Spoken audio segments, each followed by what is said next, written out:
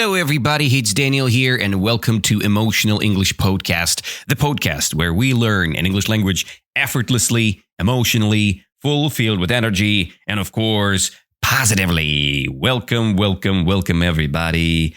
Today is another day when we can learn English, right? And today I want to make our reading club. Yeah, I know this reading club is going very slowly, right? But we are doing this, and that's important. One day we have the whole book of Paulo Coelho done, and I want to continue today from the point where we had discussed the jacket that gave the warmth to the boy, to the shepherd, right? So we continue the reading. In the English club topics, we read the text, and right now I'm still reading the Alchemist book from Paulo Coelho, and we're learning some new vocabulary from the book, describing some new stuff, and experiencing life. So if I see something similar and I describe you the vocab with my own experience or my own thoughts without boring interpretations from vocabulary books on something. So we're trying to use life experience while we are learning the language, right? And I'll gonna read the whole thing slowly, step by step, and explain you what's going on, okay? So let's begin, shall we? And I continue from the moment of a jacket. The jacket had a purpose, and so did the boy. His purpose in life was to travel, and after 2 years of walking the Andalusian terrain, he knew all the cities of the region. Oh my God, I made a little mistake. Let's do it one more time with intonation, correct intonation. Somebody just sent me a message, and I'm just concentrating on the different things right now. Okay, guys, let's begin again. The jacket had a purpose, and so did the boy. Yeah. So what is a purpose? Purpose, it's something what you have in your mind, something important, right? Why do you live? Because of the purpose of life, right? If I have a purpose, I live more effectively. If you don't have a purpose, you don't know why you should live. You sleep a lot, you do nothing because you have no purpose. So the jacket had a purpose, right? Why the jacket exists? Because jacket gives warmth, right? And so did the boy. The boy had a purpose too. So we continue. His purpose in life was to travel. The boy's purpose was to travel. And after 2 years of walking the Andalusian terrain, he knew all the cities of the region. Yeah. So the guy, he traveled a lot, right? The boy. And he knew all the cities of the region. He had a purpose.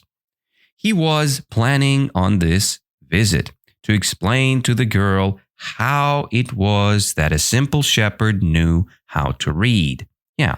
So you remember that our boy is traveling to the specific location to see a girl, right, in the city. So, and he was planning on this visit to explain, to speak with the girl and explain why the shepherd, just the guy who is, working with sheep, can read. And that was a simple idea in his mind, right? So he wanted to explain why he had a chance to read. That he had attended a seminary until he was 16. His parents had wanted him to become a priest, and thereby a source of pride for a simple farm family. Yeah. So we have a story here that the guy, he had attended a seminary. What does attended mean in this context? Attended, it means when you're becoming a part of something, right? You're visiting something, you're attending a seminary in this context, or you can attend a meeting, you can attend your lesson, you can attend an event, right? So, and the boy, he had attended a seminary until he was 16. So when he was 16, he had visited the school, specific school, religious school, seminary it's called, seminary until he was 16. His parents had wanted him to become a priest, and the priest, it's a person who works in the church, right? and thereby a source of pride for a simple farm family. So they want to have a source of pride. Pride is like the unity, or like let's say it's something like a pleasure, right? People say, "I'm proud of you," and pride, it's a deep pleasure or kind of satisfaction from the achievement, right? So when you have pride, you have a big satisfaction of something, right? So, yeah. And if their son is a priest, you feel a lot of pride, right? The source of pride for sure, because it's a simple farm family and their kid is a priest, right? So they worked hard just to have food and water. People call it, when you work a lot and you have only food and water, you just putting the food on the table. That's a very popular idiom in America. So the man should put the food on the table to have enough food and water to feed their family. So, and they worked just hard, hard just to have water and food, like a sheep, like their sheep. And our boy had studied Latin, Spanish, and theology. So theology, it's a specific science about God, right? I know maybe if you're not a believer, so probably you're an atheist, so you don't understand theology. But theology is a philosophical science about how the world was created, the idea of a God, right? Theology. And our shepherd, he had studied Latin language, Spanish language, and theology, the science of God, right? But ever since he had been a child, he had wanted to know the world. And this was much more important to him than knowing God and learning about man's sins. Yes, so the boy, our shepherd, he wanted to know the world. And this was much more important for himself than knowing theology, knowing God, and learning about man's sins. What does it mean, man's sins? Man's sins, it's the human's mistakes, right? Sin, it's a religious way of saying a mistake. When people, let's say, lied to someone, it's a sin. So you will go to hell for that. That's what the Christians say. So do not lie to others because it's one of the sins. And just remember, when you're making something wrong, you make a sin. And when you have a lot of sins done, so this is the reason why people in Christianity go to hell. Because you've done so much bad things. You have a lot of sins, people say, right? And you can idiomatically say that love is some kind of sin as well. Because when you're obsessed with something or with someone, it's a sin. Because obsession is an exaggeration of things. And that's something what you don't want to have. So some people can call it a sin. Not love itself, but an obsession of love, right? So do not be obsessed, do not have a sin. Okay, so man's sin, it's not only the one gender thing, it's both gender. In English, classically, man represents humanity. So man's sins, it means women and man sins together, okay? One afternoon, on a visit to his family, he had summoned up the courage to tell his father that he didn't want to become a priest.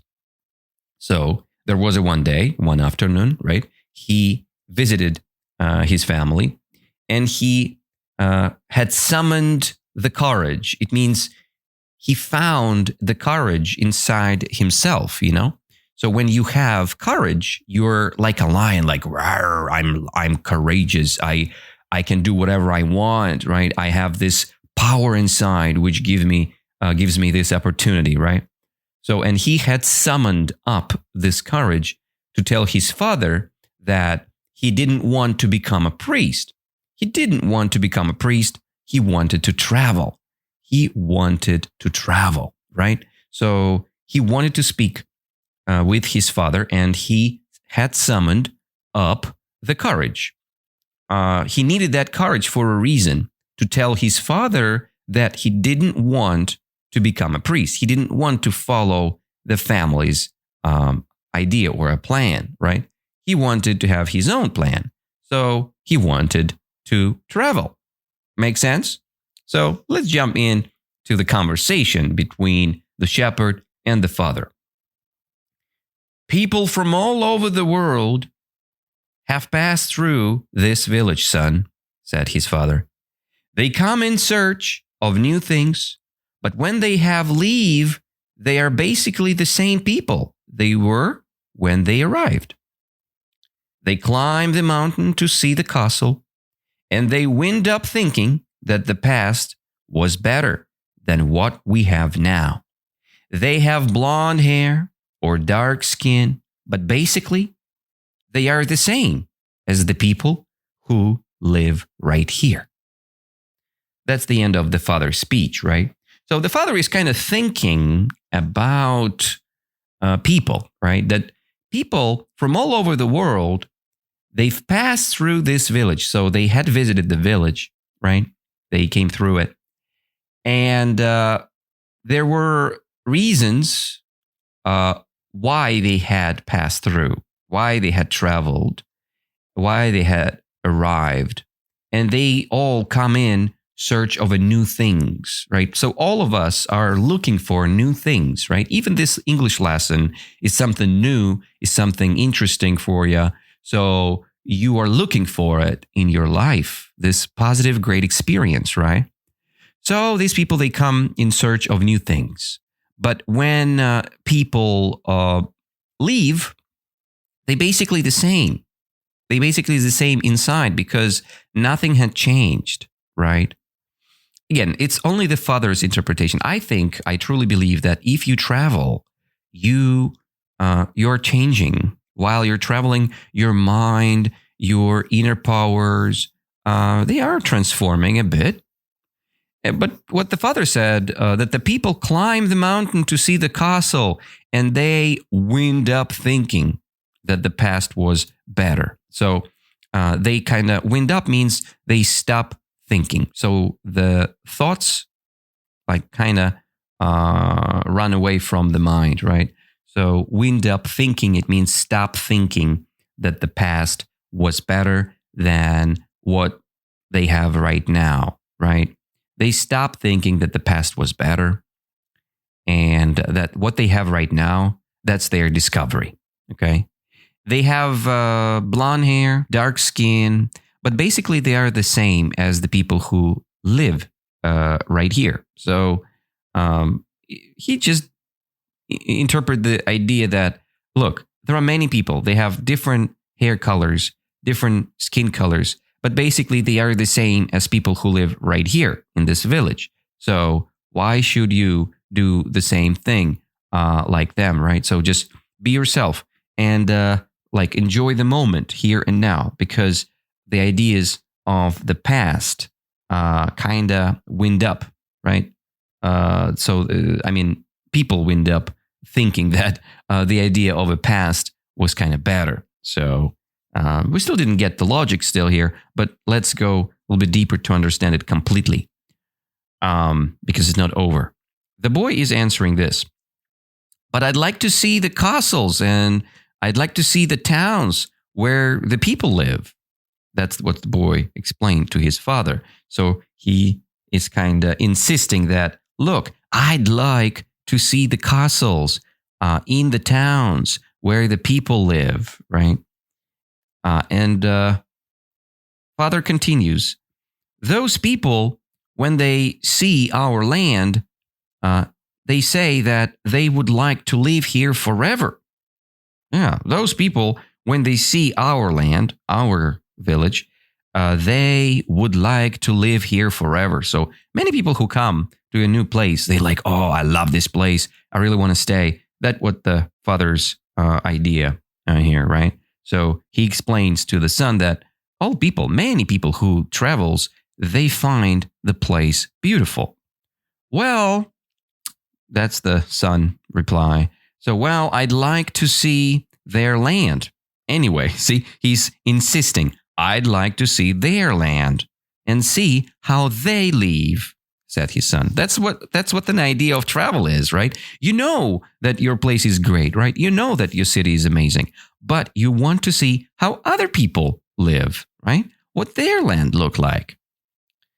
And the father continues, the people who come here have a lot of money to spend, so they can afford to travel. Right? That's the idea of father. So he says that the traveler needs money. His father said even more. Among us, the only one who travel are the shepherds. Among us, it's like, look, listen, between you and me, the only people who travel, only shepherds. Shepherds travel a lot. And you know what the boy answered? Very nicely, he said, well, then I'll be a shepherd. I don't want to be a priest. I want to be a shepherd.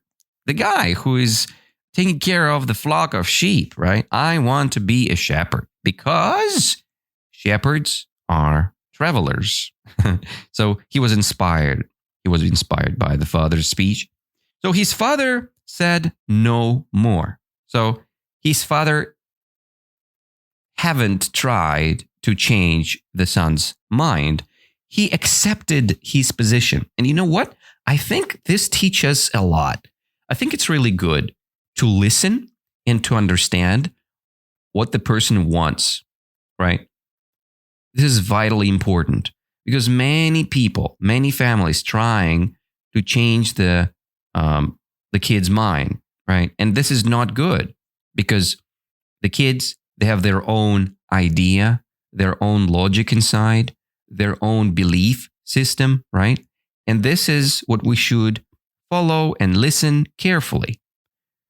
On the other side, if you're not listening, so you can break the person's mind and inner life, inner soul, I would say. I think that everybody has this beautiful thing as destiny. And if you destined to do something with your own thoughts, right? When you wind up thinking that your life was picked by family, it's much better because it's better to think with your own mind, with your own brain, right? And that's what the boy did. And that's what the father followed, right? He accepted his son. So his father said no more, right? No more words. The next day, he gave his son a pouch that held 3 ancient Spanish gold coins. You see? So what is the pouch? Pouch, it's like a wallet, just a little sack, sack. The Santa Claus? Santa Claus has a big sack for his gifts, but pouch, it's something very, very small, like a wallet. And but the look is the same as the big sack, right? Little pouch. Sometimes people kept seeds there in ancient times, right? Seeds. It's a seed pouch. But that was the pouch with 3 ancient Spanish gold coins. It's like money coins, right? And gold ones, Spanish, from Spain. I found these one day in the fields. I wanted them to be a part of your inheritance. So the father, he found one day in the fields the golden coins. And he, father, wanted them to be a part of the inheritance, boy's inheritance. What is inheritance? When someone's die, let's imagine someone in the person's family dies, and it was a grandmother, for example, and the grandmother had some belongings, for example, car, apartment, right? I don't know, money. And this mother has kids, right? This grandmother. And all her belongings goes to her children or the children of her children. So to her grandkids, right? So that's called inheritance.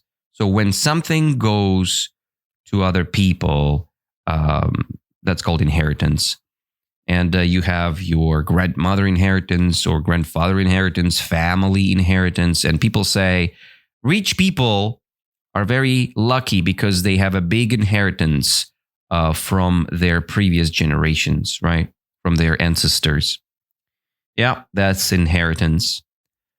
But use them to buy your flock. So the father said, look, I found these one day. I found these 3 coins in the fields, but I wanted them to be the part of your inheritance. But use them smartly to buy your flock. Flock, it's a group of sheep. You remember that, right? Like some good amount of sheep. So that's a flock. Take to the fields, and someday you will learn that our countryside is the best and our women the most beautiful. That's what the grands telling us, right? They say, look, this place where you live is the best and the people here are the most beautiful. So they're super good. So we continue next. The last paragraph, by the way, for today. And he gave the boy his blessings. The boy could see in his father's gaze a desire to be able himself to travel the world, a desire that was still alive, despite his father's having had to bury it over dozens of years under the burden of struggling for water to drink, food to eat, and the same place to sleep every night of his life. Yeah, this is like a very sad statement here, the sad paragraph, because his father, the shepherd's father, he wanted to do the same as his son one day. So his father said no more because he had the same dream one day. So, and the boy could see in father's gaze a desire to be able to do the same as the boy. What does it mean, father's gaze? Gaze in general. That's the word what I want to discuss. Gaze, it's a look, you know? When you look at the person's gaze can show you a lot. If the gaze is kind of sad, sad gaze or happy gaze, it means the concentration or the look of a person is very, very beautiful, happy, or sad, right? So, and his father has a gaze as well, and the gaze showed to the boy that the father had a desire, right? It's like the desire is something you really want. So the father had a desire to be able himself to travel. So he had this dream as well as the son. And he had this dream to travel the world, a desire that was still alive. So he had this dream still, the father, despite his father having had to bury it. You see, so what does it mean burying? Burying, when you die, for example, well, not you, but when someone's die, you should bury the body, right? Bury the body. So it means cover the body with a lot of, sand or ground or, mud, whatever you have. You put this coffin, you have your body, you put the body in the coffin, and then you put the coffin under the ground, and then you burying it, you just dropping the ground on the top, dropping the sand on the top, dropping the mud on the top, and you burying something. And you can bury, idiomically, you can bury your dream. You can bury your targets, your dreams, your plans. You can bury it for reasons. And he buried it over, the father buried his dreams over dozens of years. It means more than 10 years. Dozens. It means 10, 20 years. 1 dozen of egg, it's like 10 eggs, right? But I think it's classically 12. If I'm not mistaken, the dozen means 12. So over dozens of years, it means in one 12-year period, another 12-year period, under the burden of struggling. Burden of struggling, it's the burden of life. When you're a poor person, you have a lot of things to think of, right? You should think where to get the water to drink, where to get the food to eat. And the father, he buried his dream under the burden of struggling, under the burden of work and responsibility. So he buried his dream because he had a big responsibility and he struggled he was looking for water, he was looking for food for his family, right? And that was his struggle. So that's a thing. I will read this paragraph one more time, just try to revise the whole thing because this is a pretty hard one. It's like one sentence which goes very long and you should concentrate on the logic. And the father gave the boy his blessings. It's like you say, good luck, you're gonna do it, something like this. It's a blessings. And different, it's more religious word. When you give a blessing, you say, God with you. God's gonna be with you. Just good luck with that, right? And the father gave the boy his blessings. The boy could see in his father's gaze a desire to be able himself to travel the world, a desire that was still alive, despite his father's having had to bury it over dozens of years under the burden of struggling for water to drink, food to eat, and the same place to sleep every night of his life.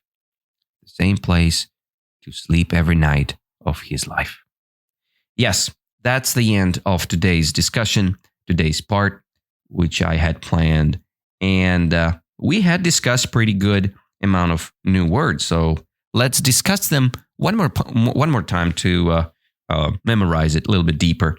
So you guys, I ask you a question, try to answer me the question about the word I'm thinking of. So how do you call a special school for religious people, There is a name for a school for religious people. You call that school seminary. Seminary, guys, you're right. Probably all of you got that. So how do you call the science which correlates with the God's will, the God's prophecy, the Bible, or something connected to religious beliefs? And it's like a science which you study inside of the seminary. Yeah, that's a type of science. It's called theology. Theology, right? That's a next word. Next, when you say that somebody wind up thinking about something, right? Wind up thinking. It means you stopping thinking, right? You're not thinking anymore. So somebody wind up thinking that the past was better. So you're not thinking about this anyway because you wind up thinking that something was good before and now things are much better. So you're not thinking about that. Wind up thinking, stop it. Amongst us. What does it mean, amongst us? It's like between you and me, right? So amongst us, I want to tell you that I love Jane. So Jane is beautiful, right? So that's between you and me talk, amongst us, right? And there is a game amongst us, right? So that's another thing. But come on, concentrate. Inheritance. What is inheritance, guys? I say to you that my grandmother left me the inheritance. What does it mean?